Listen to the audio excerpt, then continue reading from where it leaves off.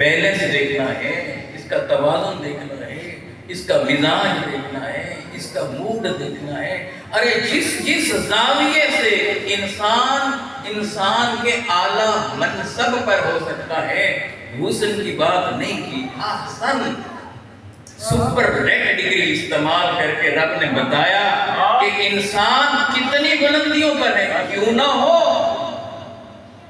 کہ اس کا محبوب جو اس نو میں ہو رہا ہے، اور جب وہی انسان اس بلندی سے نیچے اترا، اس نے قتل کیا، غارت گری کی، خون ریزی کی، شراب کی، زنا کیا، جھوٹ بولا، غیبت کی، تکبر کیا، اکڑا تھا، ثم رددناہ اسفل سافلین، اسفل کیوں؟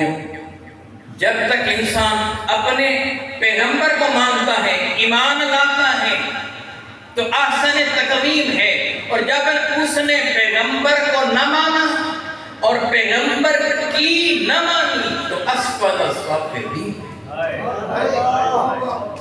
نعرہ تکبیر، نعرہ رسالت، نعرہ تحقیق، نعرہ حیدری۔ اب میں ایک اور کلامی اسی بات کو کھول دیتا ہوں، وَلَقَدْ كَرَّمْنَا بَنِي آدم، ہم نے اولاد آدم کو عزت بخشی۔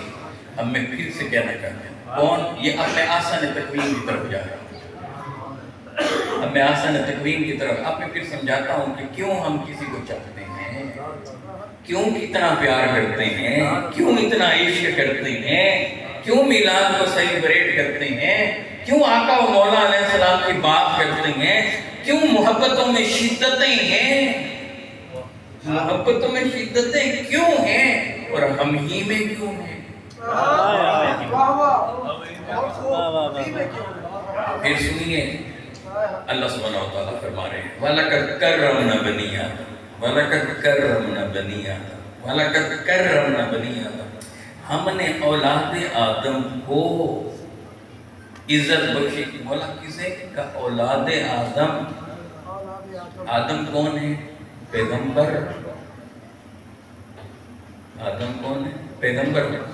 تو کیا یہ معنی ریفلیکٹ کر نہیں رہا یہاں کہ اے انسان تو اولاد پیغمبر ہے؟ کیا ہم آدم علیہ السلام کی اولاد نہیں ہیں؟ کیا آدم ہمارے بابا نہیں ہیں علیہ السلام؟ ہم ان کے اولاد ہیں؟ کہا کہ اے انسان تو اولاد پیغمبر ہے، عزت میں شرف میں تجھے اتنی بلندی پر رکھا کہ جب آغاز ہوا تو ہم نے وجود انسان کو وجود آدم سے شروع کیا، اور وجود آدم کو ہم نے پہلا پیغمبر بنایا۔ تو اولاد پیغمبر ہے، جب تو اپنے بابا کو مانتا ہے، تجھ میں ایمان آتا ہے، تو آسان تقویم بنتا ہے، اور جب تو اپنے بابا، اپنے پیغمبر کا، اپنے نبی کا، اپنے رسول کا جب تو انکار کرتا ہے تو اسفل السافلین۔ کیا انسان کو احساس ہے کہ انسان کتنا اونچا ہے؟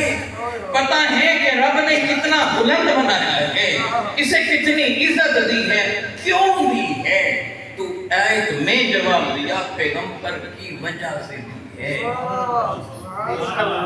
بے شک تو اس کا محبوب صلی اللہ علیہ وآلہ وسلم جس کی خاطر اس کائنات کو بنایا گیا، اس کائنات کو سنوارا گیا، اس کائنات کو سجایا گیا، جب اس نے تشریف لانا تھا، جس نو میں آنا تھا، اللہ نے کہا کہ آنا تو میرے محبوب نے ہے، عزتیں تو ان کے لیے ہیں، رحمتیں تو ان کے لیے ہیں، برکتیں تو ان کے لیے ہیں، صلواتیں تو ان کے لیے ہیں، درود تو ان کے لیے ہیں، سلامتیاں تو ان کے لیے ہیں، کیونکہ وہ جس نو میں تشریف لا رہے ہیں، ہم اس نو کو پوری کی پوری نو کو عزت دے رہے ہیں۔ اب جو بھی عزت عزت کا طلبگار ہو، جو رحمت کا طلبگار ہو، جو برکت کا طلبگار ہو، جو اللہ کے کرم کا امیدوار ہو، جو اللہ کی رحمت کا امیدوار ہو، وہ میرے محبوب کے قدموں میں آ جائیں۔ ادھر وہ میرے محبوب کے قدموں میں آئے گا۔ پہلے وہ مصطفیٰ علیہ السلام کے قدموں میں آیا تھا، رحمتیں کیوں نہ ملیں، ہمیں تو اس پہ پیار آ گیا۔ قل ان کنتم تحبون اللہ فاتبعونی فاتبعونی فاتبعونی فاتبعونی فاتبعونی یحببکم اللہ۔ کہا میرے محبوب جن کی خاطر پوری انسانیت کو ہم نے عزت دی، یہ انسان ہو کر ان کے بھی قدموں میں آیا، کہا یحببکم اللہ، اللہ تم سے محبت کر رہا۔ تو کہاں سے محبت؟ میں آپ سب اللہ سے محبت کرنے والے، مگر اللہ کسی سے محبت کر رہا ہے، اللہ کس سے محبت کر رہا ہے؟ جو مصطفیٰ علیہ السلام کے قدموں میں ہے۔ اب جو حضور کے قدموں میں آئے تو کیا ہوا؟ نجاشی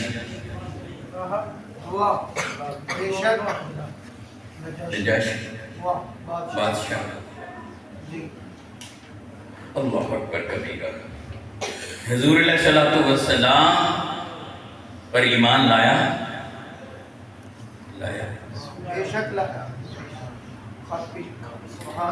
کہنے لگا اگر مجھ پر سلطنت کی ذمہ داریاں نہ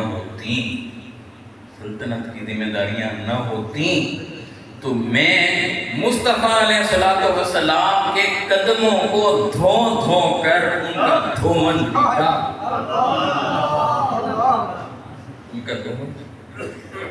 اب یہ کیا ہے؟ محبت حد میں ہے یا حد سے بڑھ کر ہے؟ اب یہ محبت محض محبت ہے، یہ محبت میں شدت ہے، ٹھیک ہے؟ کسی کو ذہن میں رکھ لیں، اس کا جواب کیا ہے؟ سید عالم صلی اللہ علیہ وسلم تشریف فرمایا، جب آقا علیہ السلام بتا رہے ہیں کہ نجاشی دنیا سے، اب حضور ختمی مرتبہ علیہ السلام نجاشی کا غیبانہ نماز جنازہ پڑھا، اس نے مصطفیٰ علیہ السلام سے محبت کی، محبت کا اظہار کیا، آقا کے غلاموں کو تحائف دیے، ان کے واپس آنے کے سارے اخراجات برداشت کیے، ان کی خدمتیں کی، حضور کے غلاموں کی خدمتیں کی، اور وہ آقا کے پاؤں کو دھو کر پینا چاہتا تھا۔ جواب کیا ملا؟ میرے حبیب علیہ السلام اس کا غیبانہ نماز جنازہ ادا فرما رہے ہیں، اور اگلی بار صحابہ کہتے ہیں یوں محسوس ہوتا تھا کہ نجاشی کا جنازہ رسول اللہ کے سامنے رکھا ہوا تھا۔